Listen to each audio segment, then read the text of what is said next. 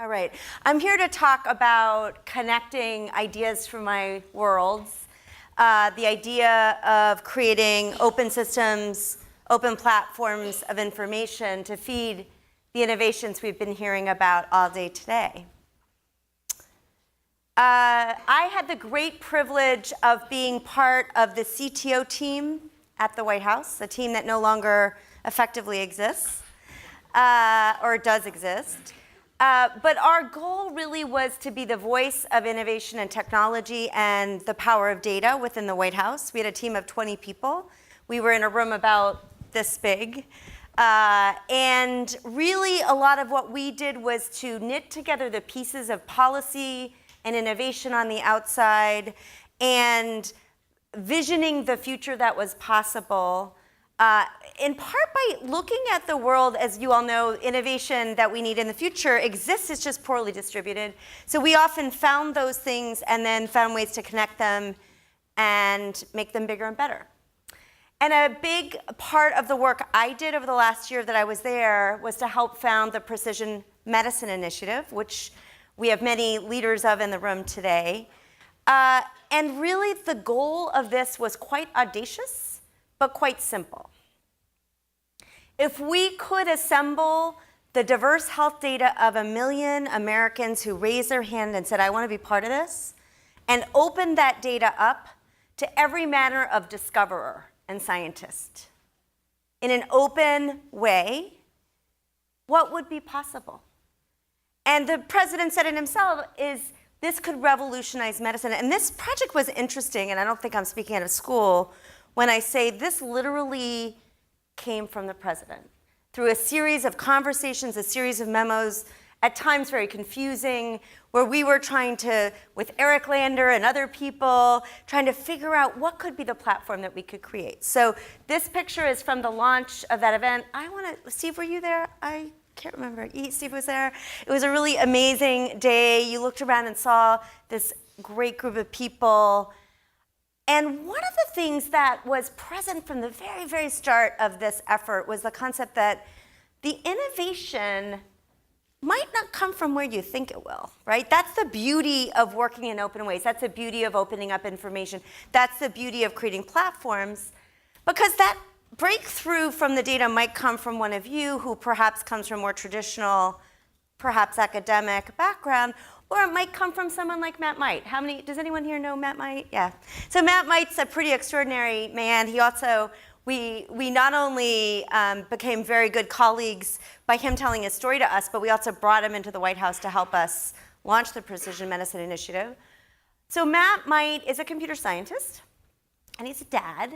And his son Bertrand suffers from a very, very rare genetic condition. So rare, in fact, that the doctor said, we don't really know what this is or how we can help you. And so Matt said, well, I'm a smart guy. I think I can find the cohort. They say it's a couple hundred folks around the world. I'll bet I can find them.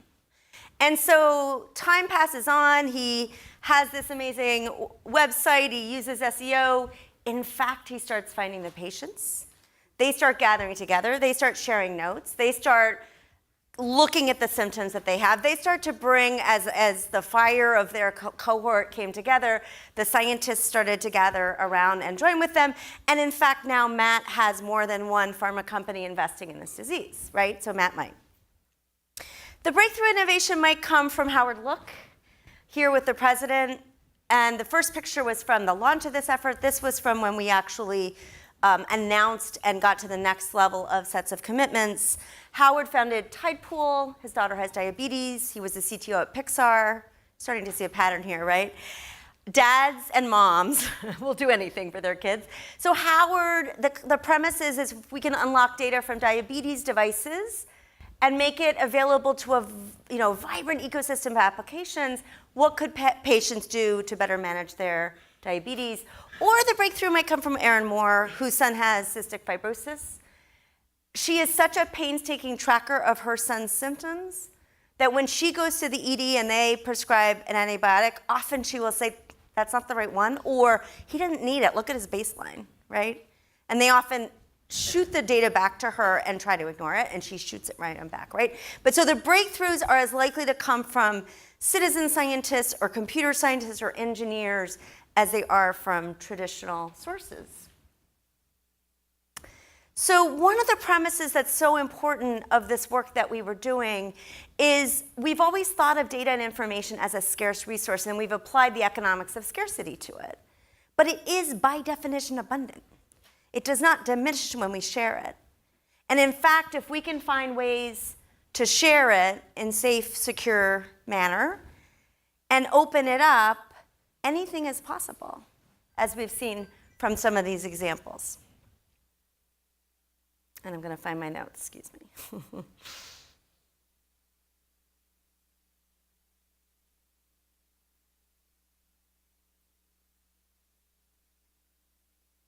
So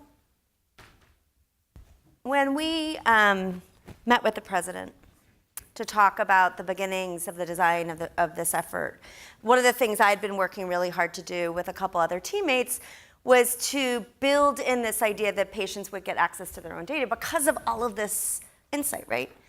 And this was a struggle because we have a lot of policies that presume that we know better and that we are there to protect. And we knew that by opening it up in this manner, it was going to cause a lot of distress. Not everyone was going to be happy with this. And at every step of the way, the president said, I get it, but I am here to tell you this is really important, and if you don't want to do this, come back and talk to me first. So we built into this effort the idea that patients themselves would get access to their information and be able to circle back. So that was quite an amazing thing. So fast forward a couple months, and we had an election. And we all remember, I bet, exactly where we were that night and exactly where we were when it became clear what the meaning of that night was. I remember I was with a bunch of my White House colleagues. We had the champagne chilling, and we quickly started realizing we needed to have kind of a citizen action the next day. So we organized that instead of drinking the champagne. So also, and happily, this even though there's a change in administration, Congress fully funded this effort, what is now called the All of Us research effort, the Precision Medicine Initiative. Scripps is a very, very important partner for that work. And built into the fabric of this initiative is this concept of how do you architect participation, how do you architect the availability of data. I know from conversations with Steve and others, this isn't always easy, right? We haven't figured out all the details yet, but this is part of the core architecture, is many participants, open data, making it accessible to all. But I, unfortunately, was out of a job. If this is what happens when the White House turns over, and was thinking California looked pretty good. And I should have put the palms in here and said I didn't visit actually Scripps before I made this decision, that Northern California was a better place, but nevertheless. So I was asking myself, though, what is that platform? What is that place? What is that opportunity that allows these concepts that we've been so deeply embedded in our work for PMI of unlocking data, whether it's from physicians, EHRs, or other places, bringing it together in an open platform and liberating it for use by many. So these were the sort of core concepts I thought, there's more work to be done beyond PMI and that work. And in my personal history, for better or for worse, Todd Park, the former CTO, has always been the one to point me to the next. The last 3 jobs I've had, it's been Todd Park, so yet again, he did. And I joined Manifest MedEx as CEO in February. And I guess you call us an HIE, if you know that term, Health Information Exchange, but really we're taking a step back and saying, what is it we really are?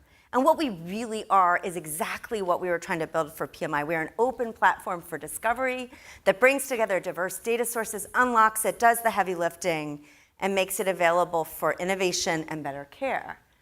In many ways, if you think about a smart grid as being that dial tone, that connection that's smart about what's needed at what time, that is what we are. So we're one of the largest, I hate to say the largest, there's so much data accumulated, but one of the largest sources of combined claims and clinical data in California.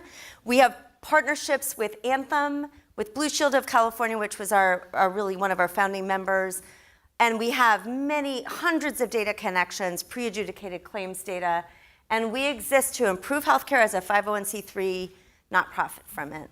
And we take a high execution and high flexibility approach.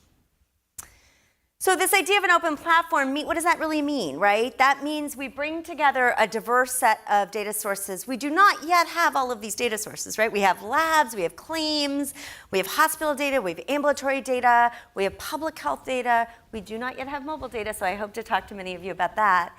But this idea that the heavy lifting that we're all doing to bring these data together, it doesn't really need to be done by each and every organization. There is a way to make that open and shared infrastructure. And that if you can make that available through open APIs with strong governance, and the idea that everyone's participating, it's not just for the benefit of one kind of organization. What kind of innovation potential does that sort of platform have? And again, my notes are here. So one of the, Paul Markovich, who's the CEO of Blue Shield of California, and a Rhodes Scholar, former Rhodes Scholar, really, in many ways, the big pieces of this are his brainchild. And he said, listen, I looked around and realized that my job was to create the kind of care experience that people do get from very closely integrated, maybe HMO organizations. And there was going to be no way to get there without new kinds of partnerships and new kinds of data sharing. And we were not going to be able to accomplish that on our own because we would not be trusted as the convener of that thing. And we were going to have to rely on these partnerships with other folks and the discomfort that creates to create it. But what this means as we succeed and when we succeed even more, is that access to real-time comprehensive data under that model of the smallest healthcare organization can generate the same insight as Kaiser. A patient can move safely from hospital to home, and we don't get exposed to tests and x-rays and labs that we don't need. This is a big and audacious goal, just like the one that we talked about formally with PMI. And you might ask, for those who have been around the block a few times, we've heard about this before, right? We heard about RIOs, we heard about CHINs. Do you remember CHINs? PHRs, community-controlled health records, right? This is not a new idea. This is not a new idea. So why now? The chart on the left is the rate of EHR adoption by ambulatory practices in the United States over the course of a few years during the high-tech era. The chart on the right, in a similar progression of time till 2014, is the rate of hospitals sharing data with outside entities. We're not to 100. But for the first time, we have a digital dial tone that can be made into, I know these are different analogies, but can be made into a smart grid, right? This creates the digital dial tone, but it doesn't create the smart grid. It doesn't create the mechanism to share. So for the first time ever, really, I would say, we have the ability to do this. Now, this is going to need to be combined with the kind of brute force tactics that Picnic, that Noga talked about before, because we're not universally there, but for the first time, we are getting to be there. Secondly, we know there's urgency. While perhaps nascent, healthcare is looking for a different way to compete, and access to information, I would argue, will be one of the main differentiators. So as MX, as this open platform, we enable value-based care. We do the hard work of connecting to all the places and hunting down the data, just as Noga talked about, so you don't need to. And frankly, give eyes and ears and insights to care coordinators who are trying to do that work of knitting together the complexity as people move across the healthcare system. Bringing data together, putting it in an open platform, liberating it, doing it in service to our public mission, which is to improve healthcare for Californians. How does this relate to what we've been talking about today? I mean, this is interesting, and I think it's fascinating, and I've been working on this actually for a decade in one way or another. Well, how does it relate?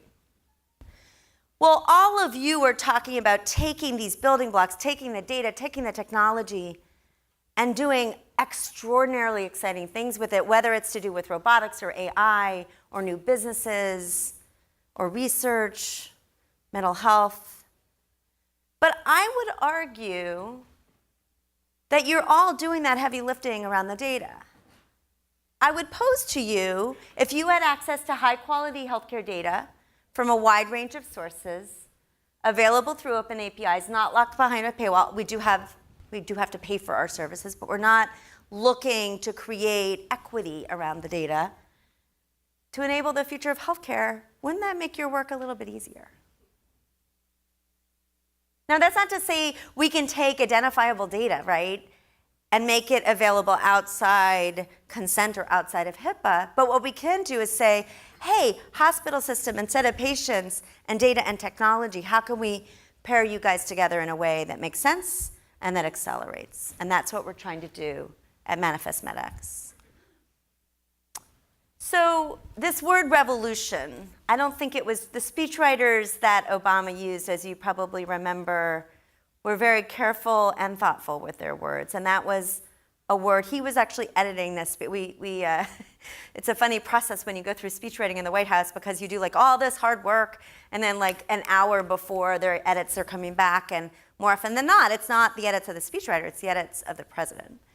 But this word was carefully picked. And why that word? I really would go back to that business that opening up data, inviting everyone to participate, democratizes the innovation process and what we need to do in a way so beautifully talked about in Eric Topol's book and books, but in a way that's accessible to us if we can just take that path forward and do the heavy lifting and the hard work. Now, I've been trying to start to do more reading about networks and pre-competitive space, because I think that's what we're about, right? We have to create a network that's mutually beneficial to patients, providers, plans, communities.